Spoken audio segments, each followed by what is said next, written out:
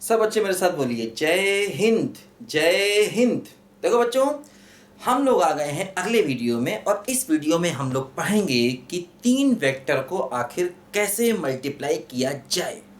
जी हाँ, तीन वेक्टर का मल्टीप्लिकेशन हम लोग इसमें सीखेंगे। ठीक है, देखो ध्यान दो बच्चों। जैसा कि मान लो अगर हमने एक वेक्टर लिया a cross b, a cross b लिया, ठीक है, तो दो वेक्टर हो गए a क्रॉस b, इनका डॉट प्रोडक्ट कर दिया c से। ठीक है, फिर हमने लिया a क्रॉस b और क्रॉस c, फिर हमने लिया a डॉट b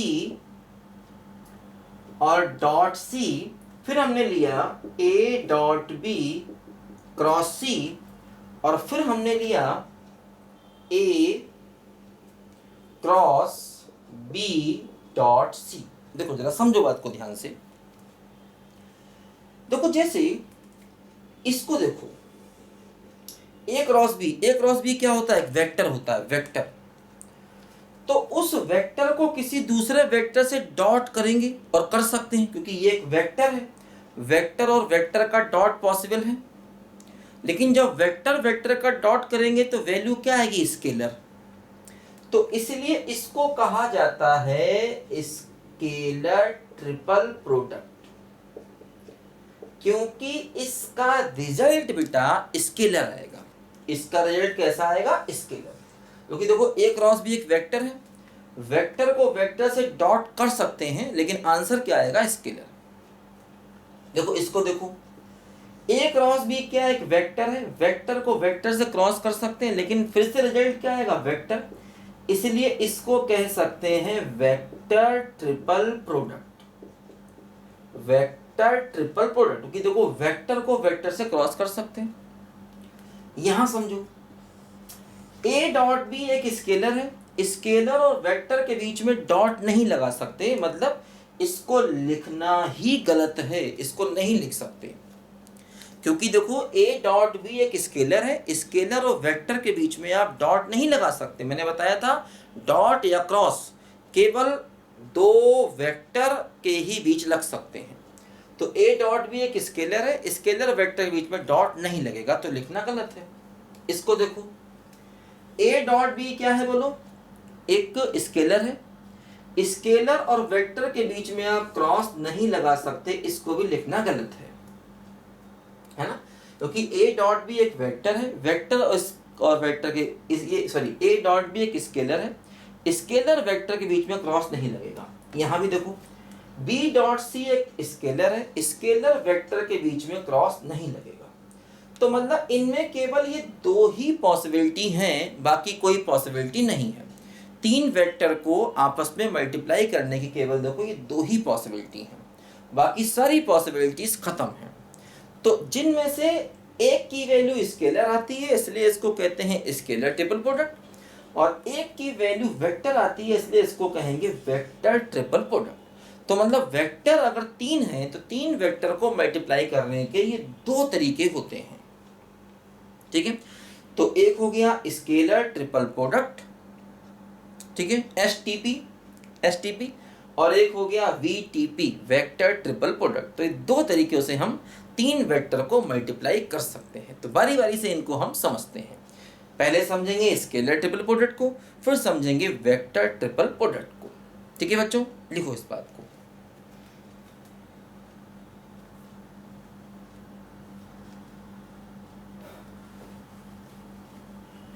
तो देखो सबसे पहले हमको पढ़ना है क्या? Scalar triple product. देखो ध्यान दो, जैसे अगर मान लो ए वेक्टर मान लिया मैंने a1i a2j और a3k है, और b वेक्टर मान लिया b1i कैप b2j कैप और b3k कैप है, और c वेक्टर मान लिया c1i कैप c2j कैप और c3k कैप है। बात समझे? अब जैसे अगर मान लीजिए हम a क्रॉस b निकालें, पहले a क्रॉस b है ना, तो a क्रॉस b कैसे निकलता? डिटर्मिनेंट i जे और के। ए के कोफिशिएंट देखो ये है A1 A2 A3 और ये है B1 B2 और B3। ठीक है, अब देखो कैसे निकालते हैं। आई कॉमन लिया, ये बचेंगे तो क्या होगा A2 B3 minus A3 B2, फिर देखो माइनस जे हो गया।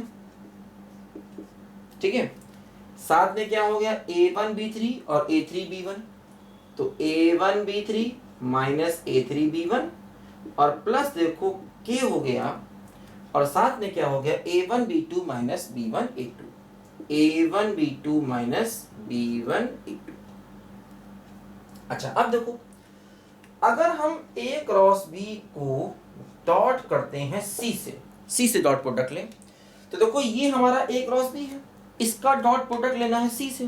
तो डॉट प्रोडक्ट लेने का मेथड क्या होता है, I का कोफिशिएंट I से मल्टीप्लाई, J का J से मल्टीप्लाई, K का K से मल्टीप्लाई। देखो क्या हो जाएगा, बोलो क्या हो जाएगा, ये C1 इंटू दिस, तो A2 B3 minus A3 B2 और प्लस C2 इंटू दिस, तो minus C2 into this. This का मतलब क्या हुआ A1 B3 minus A3 B1 और प्लस C3 इंटू दिस, तो C3 इंटू क्या हो गया A1 B2 minus B1 A2। देखो अब अगर हम एक डिटर्मिनेंट बना दें और A1 A2 A3 लिख दें, B1 B2 और B3 लिख दें और C1 C2 और C3 लिख दें, तो अगर हम इस डिटर्मिनेंट को एक्सपेंड करेंगे देखो यही चीज हमको वापस मिलेगी। अच्छा एक बात और समझो, मैंने बताया था डिटर्मिनेंट का एक्सपेंशन जरूरी नहीं है कि आप फर्स्ट रो से ही करिए, आप किसी भी रो से या किसी भी कॉलम से डिटर्मिनेंट का एक्सपेंशन कर सकते हैं। बोलो याद है कि नहीं, मैंने बताया था आपको। जैसे कि मान लो अगर तुम थर्ड रो से एक्सपेंशन करो तो क्या होगा, प्लस माइनस प्लस C1 ये बचेगा A2 B3 माइनस A2, ये आ गया, ये देखो माइनस आएगा तो क्या बचेगा A1 B3 minus A3 B1, ये देखो फिर प्लस आएगा A1 B2 minus A2 B1, देखो वही चीज आ गई। तो जब भी हमें तीन वेक्टर I J K में या मतलब इस बात को याद कर लो बेटा, अगर A B C तीन वेक्टर I J K में दिए जाएं और A cross B dot C चाहिए हो तो हमेशा ऐसे ही निकालेंगे। अरे समझ गए कि नहीं महाराज, समझ गए होगे ना अब तक, तो बहुत मस्त बच्चे हो भाई, तुम तो बहुत प्यारे होनहार दुलारे बच्चे हो, तुम तो समझ ही जाओगे, कोई टेंशन थोड़ी है। ठीक है ना, तो A cross B dot C हमने देखो यहां पर निकाल दिया।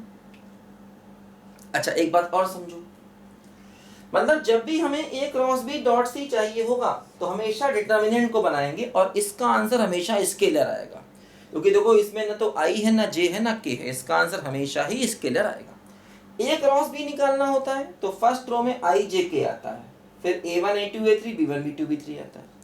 A cross B dot C चाहिए होगा तो देखो पहले A1 A2 A3 B1 B2 B3 फिर C1 C2 C3 आएगा। ठीक है, लिखो जल्दी इसको।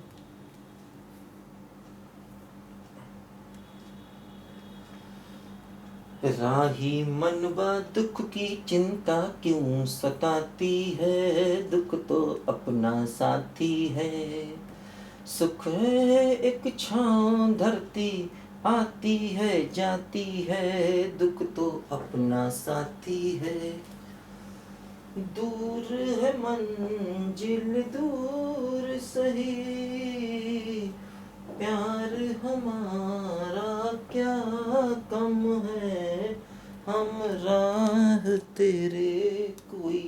देखो एक बात और ध्यान दो बच्चों, जैसे हमने अभी A cross B dot C निकाला, अच्छा मान लो अगर हम A dot B cross C निकालें तो ये पॉसिबल है कि नहीं। देखो जब भी तीन वेक्टर बेटा मल्टीप्लाई हो तो हमेशा एक बार देख लेना कि भैया बहना जो लिखा है वो सही है कि नहीं है। B क्रॉस C क्या होगा, एक वेक्टर, वेक्टर और वेक्टर के बीच में क्या हो सकता है, डॉट हो सकता, सही है। अच्छा इसकी वैल्यू कैसे निकालोगे, पहले B क्रॉस C निकालोगे, उसका ऐसे डॉट प्रोडक्ट लोगे, और बहुत इंटरेस्टिंग बात यह है कि वो भी यही आएगा। A1 A2 A3 B1 B2 B3 और C1 C2 C3। मतलब A cross B dot C निकालो चाहे A dot B cross C निकालो, दोनों की वैल्यू सेम आएंगी। बहुत इंटरेस्टिंग। तो देखो इसका मतलब ये हुआ कि A cross B dot C और A dot B cross C दोनों आपस में बराबर होंगे। और इसी को ही हम ऐसे भी लिख सकते हैं A B और C। हमेशा इसको ऐसे लिख सकते हैं। मतलब एक ब्रैकेट बना दें, इसको कहते हैं बॉक्स प्रोडक्ट भी कहते हैं। एक बॉक्स बना दें, उसमें ए बी सी लिखते हैं, ठीक है। अब चाहे हम क्रॉस इन दोनों के बीच में लगा दें और ए से डॉट ले लें, या इन दोनों पर क्रॉस लगा करके सी से डॉट ले लें, बात बराबर है। बात समझे? बी और सी पर क्रॉस लगा दिया, ए से डॉट ले लिया, या ए और बी पर क्रॉस लगा दिया और सी से डॉट ले लिया, बात बराबर है। लेकिन हाँ, जिनके पर क्रॉस लगा है ना, उन पर ब्रैकेट आएगा। अच्छा, और एक बात और, इनका ऑर्डर अपनी मर्जी से बदल नहीं सकते हैं। देखो समझो जरा ध्यान से। जैसे कि मान लो ए बी सी हमने लिखा तो ये वैल्यू आएगी, है ना। अगर हम ए बी सी को लिखेंगे तो ये वैल्यू आएगी। भाई इसकी भी यही वैल्यू है, इसकी भी यही वैल्यू है और इसकी भी यही वैल्यू होगी। देखो ए पहले है तो ए के कोफिशिएंट पहले आए, बी बाद में है तो बी के कोफिशिएंट आए, सी बाद में, सी कोफिशिएंट आए। अच्छा मान लो अगर हम बी सी ए लिखते, बी सी ए, है ना, बी सी ए लिखते हैं मान लो, तो इसका मतलब क्या होता? इसके मतलब दो निकल सकते थे। एक तो B dot C cross A निकल सकता है और दूसरा B cross C dot A निकल सकता है। दो मतलब निकल सकते हैं। और इसकी वैल्यू आएगी क्या? देखो B ऊपर आएगा, B1 B2 और B3, फिर C आएगा, C1 C2 और C3, फिर A आएगा, तो A1 A2 और A3 ऐसे आएगा। बात समझे? क्योंकि देखो पहले B के कोफिशिएंट आएंगे, फिर C वाला आएगा, फिर A वाला आएगा, है ना। अच्छा, अब एक बात बड़ी इंपॉर्टेंट समझो, ये दोनों डिटर्मिनेंट जो है ना, ये आपस में बराबर हैं। देखो थोड़ा सा डिटर्मिनेंट की प्रॉपर्टीज बेटा हमको यहाँ आनी चाहिए, क्योंकि ट्रिपल प्रोडक्ट में, स्केलर ट्रिपल प्रोडक्ट में कई बार डिटर्मिनेंट की कुछ बातें यूज हो जाती हैं, थोड़ा आना चाहिए। डिटर्मिनेंट एक बार पढ़िए, मेरी पूरी प्लेलिस्ट डिटर्मिनेंट की बेटा बनी हुई है, मैट्रिक्स की भी है, आप उसको पढ़िए। एक साथ पूरा टॉपिक है डिटर्मिनेंट एंड मैट्रिक्स। डिटर्मिनेंट का पहला वाला वीडियो देखेंगे तो उसमें मैंने प्रॉपर्टीज बताई हुई हैं जो कि बहुत ज़रूरी हैं इसके लिए। तो देखो ध्यान दो, जैसे क्या होता है, मान लो ये और ये आपस में बराबर हैं। देखो दिख तो नहीं रहे बराबर, यहाँ A है, यहाँ B है, यहाँ B है, यहाँ C, अलग अलग दिख रहा है। लेकिन देखो डिटर्मिनेंट की प्रॉपर्टीज का यूज करके इन दोनों को बराबर शो कर सकते हैं। बात समझे? दो कैसे? जैसे कि हम पहले इन दो रो को इंटरचेंज करें, R1 R2 को इंटरचेंज करें, तो R1 R2 जब इंटरचेंज होता है तो एक माइनस साइन आता है। ये डिटर्मिनेंट की प्रॉपर्टी होती है कि अगर हम दो रो को आपस में इंटरचेंज करेंगे तो माइनस साइन आएगा। तो देखो R1 R2 इंटरचेंज किया तो माइनस होगा, क्या होगा बोलो? B1 B2 B3, A1 A2 A3 और C1 C2 और C3 हो गया। अब फिर से R2 R3 इंटरचेंज कर दो, तो R2 R3 इंटरचेंज, फिर एक माइनस साइन आएगा, माइनस माइनस देखो प्लस हो जाएगा, तो क्या हो जाएगा बोलो? B1 B2 B3, C1 C2 C3 और A1 A2 A3। देखो यही आ गया वापस, इसका मतलब दोनों आपस में बराबर है। भाई इसको इससे इंटरचेंज किया, ये आ गया, इसको इससे इंटरचेंज किया, पहले R1 R2 को इंटरचेंज किया, एक माइनस आया, अब R2 R3 को फिर इंटरचेंज किया, फिर एक माइनस आया, तो माइनस माइनस प्लस हो जाएगा, और देखो दोनों आपस में बराबर हो गए। बहुत इंटरेस्टिंग। तो देखो कहने का मतलब यहां पर ये है कि अगर हम ए बी सी निकालें, अगर हम ए बी सी निकालें और बी सी ए निकालें तो दोनों आपस में बराबर आएंगे, और हाँ अगर सी ए बी निकालें तो ये भी आपस में बराबर ही आएगा। निकाल के देखें चाहे तो। सी ए बी का मतलब क्या, इसमें सी वाले ऊपर आ जाएंगे, फिर ए वाले आ जाएंगे, फिर बी वाले आ जाएंगे, लेकिन होंगे तीनों बराबर। मतलब देखो ये हुआ कि जैसे अगर हम ऐसे लिखें, मान लो ये ए और मान लो ये बी और मान लो ये सी, तो A B C equal to B C A equal to C A B, तीनों आपस में कैसे हो गए, बराबर हो गए। अच्छा इसके दो मतलब हैं, क्या क्या बोलो, A dot B cross C और ए क्रॉस बी डॉट सी।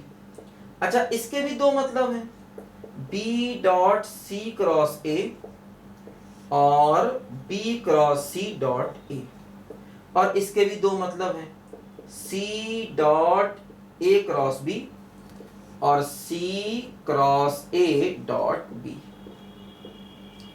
तो मतलब इसके भी दो मतलब है, इसके भी दो मतलब, इसके मतलब ये 6 चीजें आपस में बराबर हैं। समझो ध्यान से, ठीक है, क्योंकि इसको दो तरीके से लिख सकते हैं, इसको भी दो तरीके, मैंने बताया ना ऑर्डर वही रखना है। देखो जैसे है ना ए बी सी, तो पहले ए फिर बी फिर सी, ए फिर बी फिर सी, ऑर्डर वही रखना है। हाँ यहाँ पर ब्रैकेट लगा है, मतलब क्रॉस लगा है बी और सी में, उसी पर ब्रैकेट है, यहाँ क्रॉस लगा है ए और बी में, उसी पर ब्रैकेट है, ठीक है। और इन सभी की वैल्यू ये होगी a1 a2, मतलब a1 a2 a3, b1 b2 b3। हाँ अब जैसे b c a है, इसको ऐसे भी लिख सकते हैं, लेकिन बात बराबर है, ये और ये इन दोनों की वैल्यू हमेशा सेम आएगी, कोई दिक्कत वाली बात नहीं, कर सकते हैं इसको, है ना। अच्छा तो मैंने बताया अगर हम एक ऑर्डर में चलेंगे तो वैल्यू हमेशा सेम रहेगी। अच्छा एक बात और समझो कि अगर हम ऑर्डर के अपोजिट जाएंगे तो एक माइनस साइन आ जाएगा। जैसे कि मान लो हमने ए बी सी लिखा, हमने देखा ये बी सी ए के बराबर होता है, तो ए बी सी लिखा।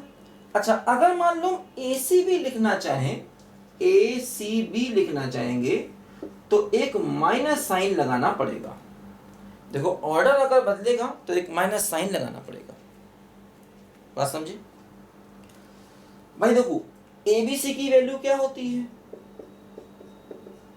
एबीसी की वैल्यू हो गई a1 a2 a3, b1 b2 b3 और c1 c2 और c3। और acb की वैल्यू क्या होगी,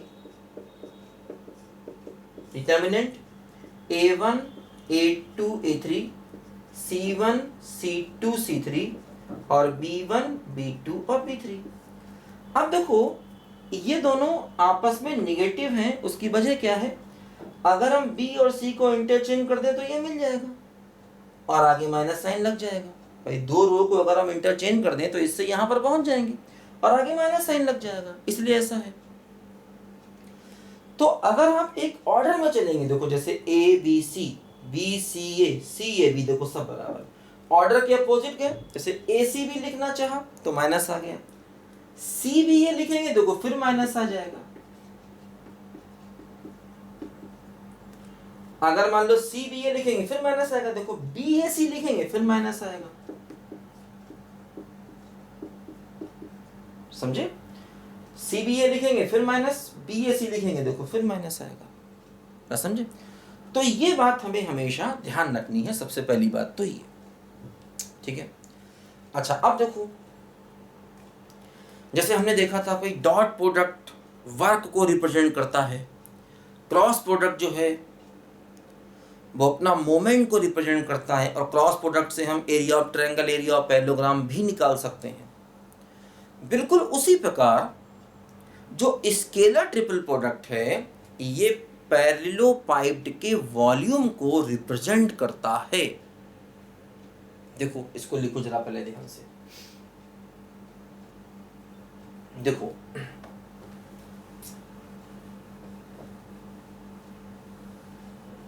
अगर मान लो हम लोग एक पैरेललोपाइप्ड ले लें, पैरेललोपाइप्ड, पैरेललोपाइप्ड समझते हैं? जैसे क्यूबॉइड होता है, जैसे अपना कमरा जो होता है ना, एक क्यूबॉइड होता है। पैरेललोपाइप थोड़ा तिरछा होता है, होता 3D डायग्राम है लेकिन तिरछा होता है, तिरछा मतलब देखो कुछ इस प्रकार का, ऐसे तिरछा। जैसे बॉक्स होता है ना, बॉक्स, मान लीजिए जूते का डिब्बा है जिसमें आप जूते लेके आते हैं, शूज़ का बॉक्स है, शूज़ बॉक्स होता है दफ्ती का, कागज़ का होता है ना, उसको ऊपर से प्रेस कर दो, ऊपर से प्रेस कर दो कि दीवारें तिरछी हो जाएंगी ना, उसकी तिरछी ऐसे करके। तो जब दीवारें तिरछी हो जाएंगी तो उसी को कहते हैं पैरेललोपाइप्ड, है ना। मतलब कुछ इस प्रकार देखो ये बनेगा, ऐसे देखो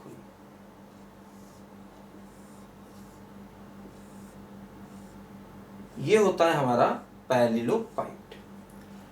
अगर मान लो इसकी एक साइड A है, एक साइड B है और एक साइड C है, तो देखो ये जो ABC हो गई ना, ABC, ये एक ही वर्टेक्स से, एक ही पॉइंट से निकलने वाली वेक्टर्स हैं, तो इनको कहते हैं कोटर्मिनस एजेस।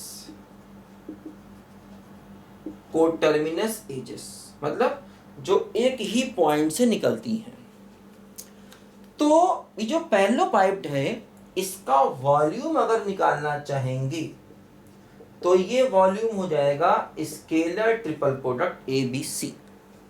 ये बात याद रखो। इसका प्रूफ मैं चाहे तो बता सकता हूं, आपको जरूरत नहीं है, इसको याद रखो भाई। इसका वॉल्यूम क्या होगा, ठीक है, area of base into height होगा, वो यही चीज है actually, area of base into height करेंगे, इसका वॉल्यूम निकल आएगा।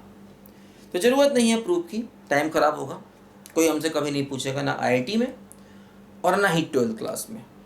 बस फार्मूला होना चाहिए कि वॉल्यूम ऑफ पैरेललोपाइप्ड ये होता है। अब देखो अगर पैरेललोपाइप्ड का वॉल्यूम निकल रहा है तो क्यूबॉइड का भी निकल आएगा, इसी फार्मूले से क्यूबॉइड का भी वॉल्यूम निकल आएगा।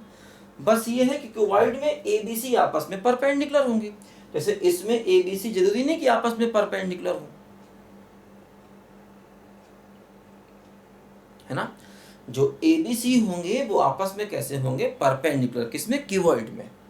तो क्यूबॉइड का भी वॉल्यूम इससे निकल आएगा, क्योंकि क्यूबॉइड जो है वो पैरेललोपाइप्ड का एक स्पेशल केस है। जैसे रेक्टेंगल पैरेललोग्राम का एक स्पेशल केस होता है, ठीक उसी तरीके से क्यूबॉइड भी पैरेललोपाइप्ड का एक स्पेशल केस है। तो इस फार्मूले से पैरेललोपाइप्ड के साथ साथ क्यूबॉइड का भी वॉल्यूम निकल आएगा, ठीक है। अच्छा एक बात और समझिए इंपॉर्टेंट, एक होता है टेट्राहेड्रन, टेट्राहेड्रन एक होता है। जैसे आपने ये सब डायग्राम पढ़े होंगे केमिस्ट्री में, खासतौर पर ऑर्गेनिक केमिस्ट्री में। टेट्राहेड्रन देखो क्या होता है, जैसे कि मान लो हम एक ट्रायंगल ले लें, एक ट्रायंगल ले लिया हमने, ये ट्रायंगल मान लो ले लिया मैंने, ठीक है, ये ट्रायंगल ले लिया, बन जा भाई बन जा, ये ट्रायंगल ले लिया।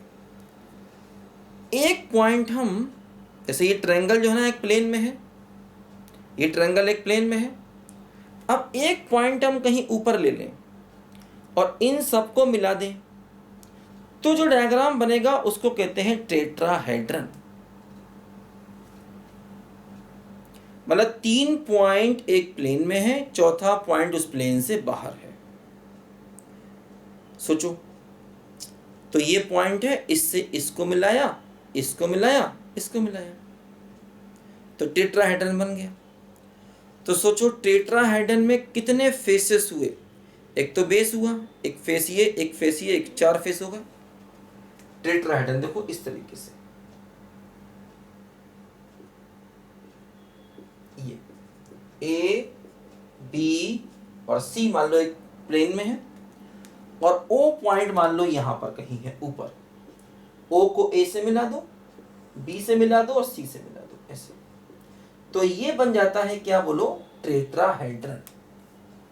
मतलब 3 पॉइंट, अच्छा 3 पॉइंट तो हमेशा एक प्लेन में ही होते हैं। आप समझो 3 पॉइंट यहाँ ले लो, 1 पॉइंट बाहर ले लो प्लेन से बाहर, और उसको इससे मिला दो, तो क्या बन जाएगा, टेट्राहेड्रन बन जाएगा। 3 पॉइंट एक प्लेन में ले लो, चौथा पॉइंट प्लेन से बाहर ले लिया और उसको उनसे मिला दिया, तो बन जाएगा टेट्राहेड्रन। जैसे कि ABC मान लो 3 पॉइंट मैंने एक प्लेन में ले लिए, ऐसे ले लिए ना, A B और C, 1 पॉइंट ऊपर ले लिया O। अब मैं क्या करूंगा, देखो O को A से मिला दिया, O को B से मिला दिया, O को C से मिला दिया, तो ये बन गया हमारा क्या बोलो, टेट्राहेड्रन। ठीक है, ये पॉइंट हमारा है A। मान लिया OA वेक्टर A है, OB वेक्टर B है और OC वेक्टर C है, ऐसा मैंने मान लिया। तो देखो इसका जो वॉल्यूम होगा, टेट्राहेड्रन का जो वॉल्यूम होगा वो होगा 1/6 स्केलर ट्रिपल प्रोडक्ट ABC, है ना। तो टेट्राहेड्रन का ये वॉल्यूम होगा जो कि स्केलर ट्रिपल प्रोडक्ट से निकलेगा, इस बात को भी ध्यान रखो। ठीक है, टेट्राहेड्रन का वॉल्यूम OA OB OC, ये 3 इसकी वेक्टर हैं, OA vector, OB vector, OC vector, ये तीनों वेक्टर हैं। तो टेट्राहेड्रन का वॉल्यूम ये निकलेगा। ठीक है, अब टेट्राहेड्रन में जरूरी नहीं है कि सारी एजेस बराबर हो, है ना, एजेस अलग अलग भी हो सकती हैं। हाँ, रेगुलर टेट्राहेड्रन में सारी बराबर होती हैं। बराबर से मतलब वेक्टर बराबर नहीं होंगे, उनकी लंबाइयां बराबर होंगी। जैसे OA OB OC ये सब आपस में बराबर होंगे रेगुलर में। और अगर जनरल टेट्राहेड्रन है तो इन सब की लेंथ अलग अलग हो सकती है, और वेक्टर तो खैर वैसे भी अलग अलग होंगे। अगर मान लो लंबाइयां बराबर भी हैं तो वेक्टर की डायरेक्शन तो अलग अलग है ना। तो अगर वेक्टर की लेंथ बराबर भी है तो डायरेक्शन अलग अलग है, तो वेक्टर तो वैसे भी अलग अलग होंगे, चाहे रेगुलर ही क्यों ना हो ये। क्योंकि वेक्टर की फॉर्म में चीजें बराबर होने के लिए उनकी लेंथ और डायरेक्शन दोनों को सेम होना पड़ता है। तो अगर मान लो रेगुलर भी है तो ये सब लेंथ तो बराबर हो जाएंगी, लेकिन जरूरी नहीं कि वेक्टर ही बराबर हो, वेक्टर बराबर नहीं होंगे वहां पर भी। तो खैर अगर ये टेट्राहेड्रन रेगुलर है तब भी यही वॉल्यूम होगा, और अगर इन जनरल टेट्राहेड्रन है तब भी यही वॉल्यूम होगा, ध्यान रखो इस बात को। ठीक है, और कई जगह पर टेट्राहेड्रन की कुछ प्रॉपर्टीज वगैरह भी दी गई हैं, वो ज़्यादा नहीं पढ़नी है, वो आती नहीं है ना 12th में ना IIT में, बस वॉल्यूम याद होना चाहिए। जैसे टेट्राहेड्रन के बारे में और जगह बहुत बहुत डिटेल चीज़ें दी गई हैं, तो वो कभी पूछी नहीं गई है, ना IIT ने पूछा है ना 12th ने पूछा, इसलिए उनको पढ़ने कोई फ़ायदा नहीं होगा, इसलिए मैं भी उनको नहीं पढ़ा रहा हूँ। बस इतना याद रखो, टेट्राहेड्रन का ये वॉल्यूम होता है ना। बहुत सारी प्रॉपर्टीज़ होती हैं टेट्राहेड्रन की, उनको ज़रूरत नहीं है पढ़ने की फ़िलहाल, आगे चल के देखेंगे, अगर ज़रूरत पड़ेगी तो बता दूंगा मैं, हालांकि ज़रूरत नहीं फ़िलहाल अभी। ठीक है ना बच्चों, तो ये हमेशा ध्यान रखो कि वॉल्यूम ऑफ पैरेललोपाइड ये होता है और वॉल्यूम ऑफ टेट्राहेड्रन ये होता है। अच्छा चलो आगे मैं एक वीडियो बना दूंगा, जिसको इंटरेस्ट है पढ़ लेना। ठीक है, आगे एक वीडियो अपलोड कर दूंगा, मेरे पास वीडियो बने रखे हैं सारे, वो अपलोड कर दूंगा मैं। टेट्राहेड्रन की प्रॉपर्टीज़ बहुत सारी हैं, उनका वीडियो बना रखा है मेरे पास, वो मैं अपलोड कर दूंगा। अच्छा, उनको पढ़ लेना, जिस बच्चे को इंटरेस्ट हो पढ़ लेना। ठीक है, छोड़ेंगे कुछ नहीं, सब पढ़ा देंगे, परेशान मत। ठीक है, जिस बच्चे को इंटरेस्ट हो पढ़ लेना, आगे मैं वीडियो अपलोड कर दूंगा। लिखो इसको ध्यान से।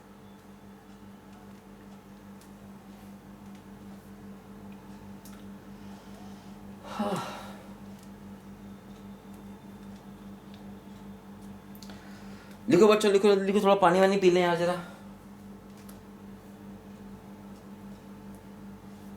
और बेटा क्या हाल चाल है, पढ़ाई चल रही है? बढ़िया, एकदम मस्त। पढ़ते रहो बेटा, ध्यान से, ध्यान रखना, पढ़ते रहो, टाइम बिल्कुल नहीं खराब करना। टाइम एक ऐसी चीज है ना बेटा, जिसने खराब किया ना फिर उसी का टाइम खराब शुरू हो जाता है, ध्यान रखना। कभी भी टाइम वेस्ट नहीं करना, मन लगा के पढ़ते रहना। अच्छा लिख नहीं पा रहे, सॉरी सॉरी सॉरी, चलो अच्छा लिखो।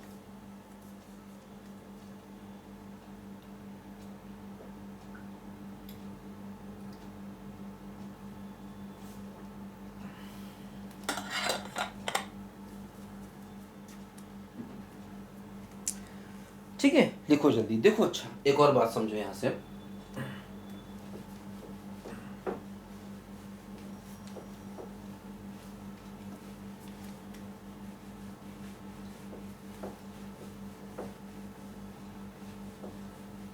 देखो अगर मान लो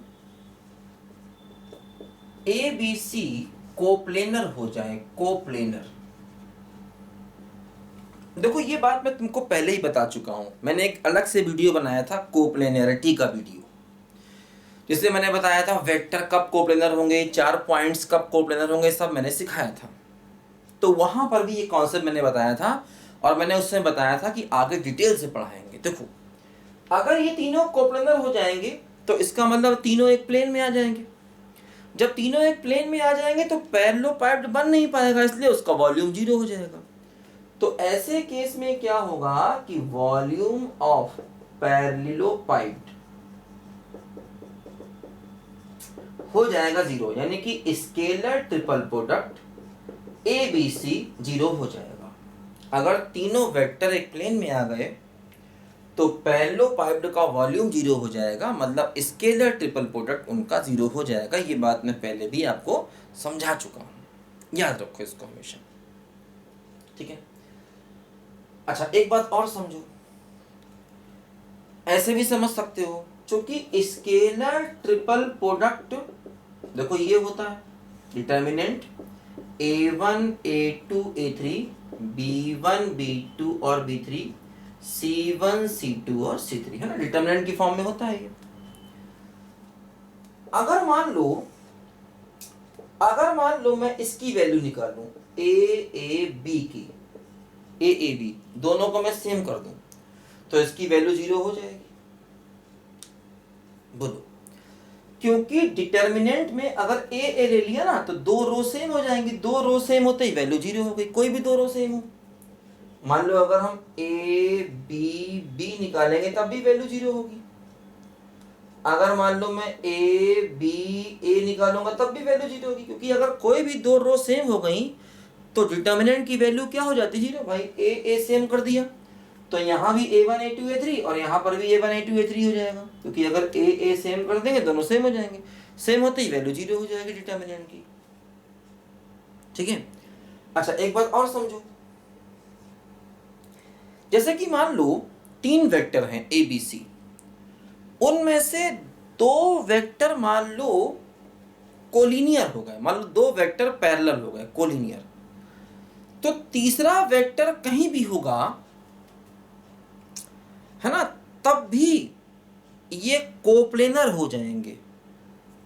मान लो जैसे समझो बात को ध्यान से, ये मान लो 2 वेक्टर हैं, देखो ये 2 वेक्टर कोलिनियर हैं क्योंकि आपस में पैरेलल हैं।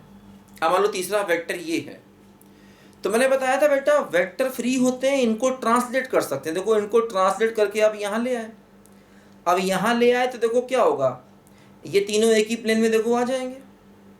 अगर हम इसको ट्रांसलेट करके यहाँ पर ले आएंगे तो अब देखो क्या होगा, मान लो ये तीसरा वेक्टर ऐसे करके है, ठीक है।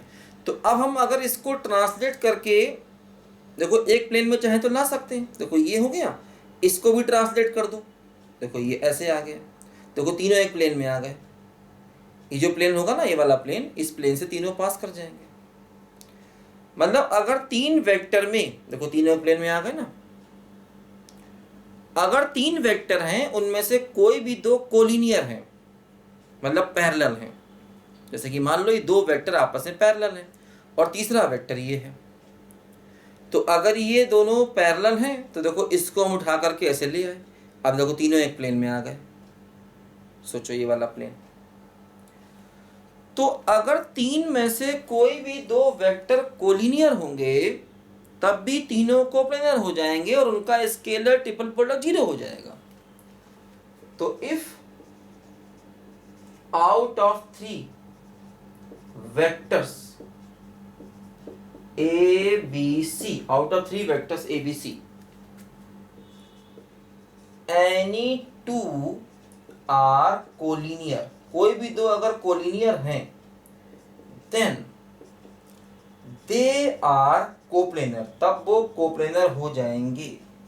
और ऐसे केस में उनका स्केलर ट्रिपल प्रोडक्ट फिर से 0 हो जाएगा। बात समझे? अगर 3 वेक्टर में से कोई 2 कोलिनियर होगा, क्योंकि वेक्टर फ्री होते हैं, तो तीनों के तीनों वेक्टर एक प्लेन में आ जाएंगे और उनका स्केलर ट्रिपल प्रोडक्ट 0 हो जाएगा। बात समझे? लिखो जल्दी इसको।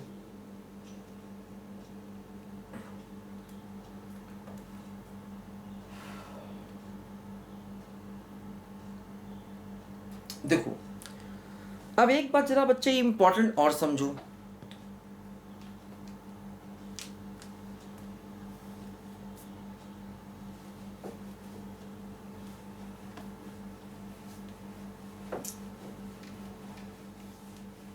हो बड़ी देर भई नंद लाला, तेरी राह तके ब्रिज वाला। देखो ध्यान दो, मान लो एक वेक्टर ए है, a1 i cap, a2 j cap, a3 k cap, और एक वेक्टर बी है, b1 i cap, b2 j cap, b3 k cap. एक वेक्टर सी है, c1 i cap, c2 j cap, c3 k cap. ठीक है? और मान लो एक वेक्टर p है, p1 i cap, p2 j cap, p3 k cap, और एक वेक्टर q है, q1 i cap, q2 j cap, q3 k cap, और एक वेक्टर r है, r1 i cap, r2 j cap, r3 k cap. ठीक है? मान लो अगर हम स्केलर ट्रिपल प्रोडक्ट ABC को स्केलर ट्रिपल प्रोडक्ट PQR से मल्टीप्लाई कर दें। स्केलर ट्रिपल प्रोडक्ट ABC निकाला और स्केलर ट्रिपल प्रोडक्ट PQR निकाला, इनको आपस में हम मल्टीप्लाई कर दें। देखो ये क्या होगा, determinant A1 A2 A3, B1 B2 और B3, C1 C2 और C3, और ये क्या होगा, P1 P2 P3, Q1 Q2 Q3, R1 R2 R3। ये होगा इसकी वैल्यू, ये हो गई इसकी वैल्यू। दो डिटर्मिनेंट आपस में मल्टीप्लाई हो रहे हैं। अब देखो बेटा, एक कॉन्सेप्ट तुमको मैंने बताया था कि दो डिटर्मिनेंट अगर मल्टीप्लाई हो रहे हैं तो उनको हम कई तरीकों से मल्टीप्लाई कर सकते हैं। जैसे जब दो मैट्रिक्स मल्टीप्लाई होती हैं तो हमेशा रो बाई कॉलम होती हैं। दो मैट्रिक्स जब मल्टीप्लाई होती हैं तो हमेशा रो बाई कॉलम होती हैं। दो डिटर्मिनेंट जो मल्टीप्लाई होते हैं वो रो बाई कॉलम भी कर सकते हैं, रो बाई रो भी कर सकते हैं। कैसे भी कर सकते हैं, जैसे कि मान लो अगर हम इनको रो बाई रो मल्टीप्लाई करें तो क्या होगा। देखो पहली रो से मल्टीप्लाई, तो A1 P1, A2 P2, A3 P3। ठीक है ना। फर्स्ट रो को फर्स्ट से किया, A11। फर्स्ट रो को सेकंड से करो तो A1 Q1, A2 Q2, A3 Q3। First को थर्ड से करो तो A1 R1, A2 R2, A3 R3। ठीक है। तो देखो ये फर्स्ट रो को फर्स्ट रो से किया, यहां लिखा।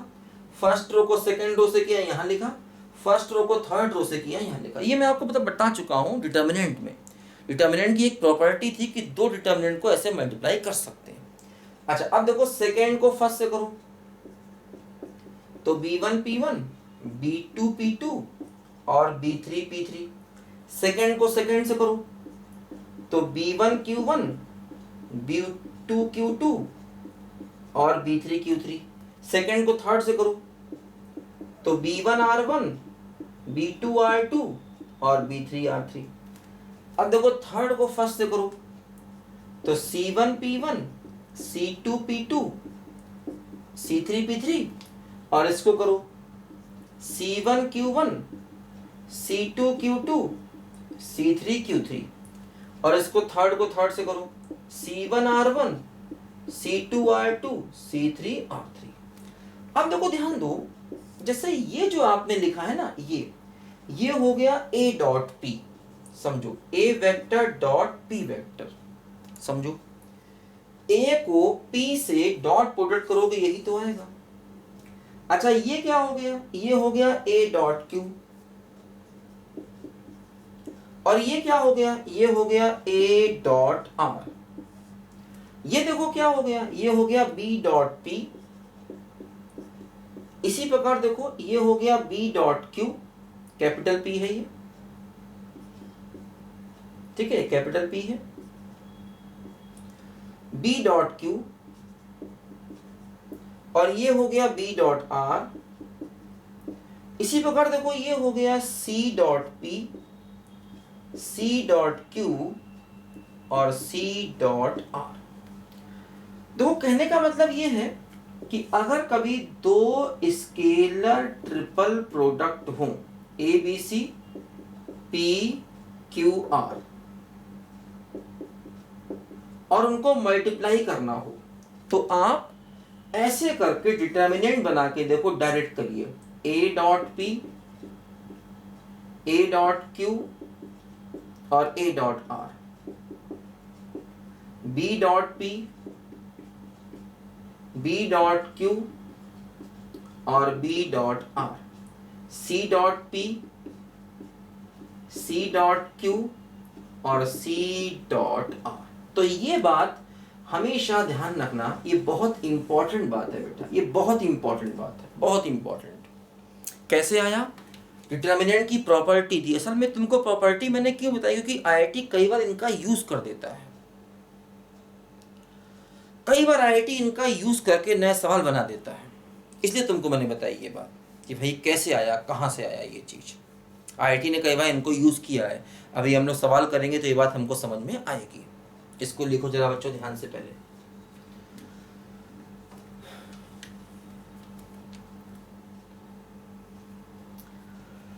मेरे नैना सावन भादो, फिर भी मेरा मन प्यासा,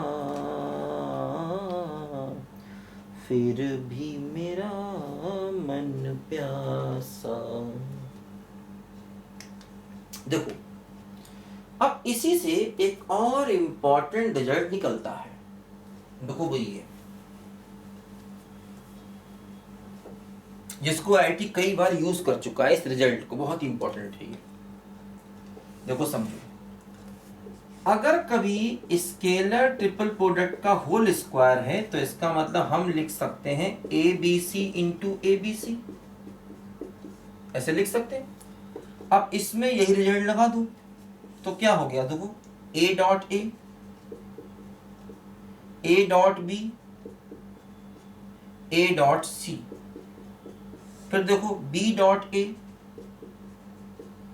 B dot B, B dot C, फिर देखो C dot A, C dot B और C डॉट C। तो देखो इसकी वैल्यू ऐसे लिखी जा सकती है, बहुत इंपॉर्टेंट, बहुत बहुत इंपॉर्टेंट। आईआईटी ने कई बार इसको यूज किया, इसको 2 बार लिखा और देखो इसी को यूज कर दिया वापस हमने यहाँ पर, ठीक है। अच्छा एक बात और समझो, अगर मान लो ऐसा हो, देखो एक हो स्केलर ट्रिपल प्रोडक्ट और दूसरा हो P क्रॉस Q वेक्टर। अब देखो ये स्केलर ट्रिपल प्रोडक्ट नहीं है, ये P क्रॉस Q है, तो देखो क्या होगा, डिटर्मिनेंट बनाओ। फर्स्ट रो में ABC ही आ जाएगा, सेकंड में फिर वही क्या बोलूं, A dot P, B dot P और C डॉट P। थर्ड में देखो A dot Q, B dot Q और C डॉट Q। इसकी वैल्यू देखो ये हो जाएगी। अब देखो फर्स्ट में ABC रहेगा, है ना, क्योंकि यहां पर देखो P क्रॉस Q है केवल, वैसे ही प्रूव कर सकते हैं, बिल्कुल सेम मेथड से इसको प्रूव कर सकते हैं, बिल्कुल सेम मेथड से चाहे तो, ठीक है। तो इसलिए मैंने बताया अब ये सब अगर भूल जाए तो प्रूव करने पड़ेंगे, क्योंकि ये खास तौर पे, क्योंकि आईआईटी इनको यूज कर देता है कई बार। बस समझे? लिखो इसको ध्यान से जरा बच्चों। बात पुरानी है, एक कहानी है, भूल गए हम, भूल के भी है, मुझको याद जरा सा,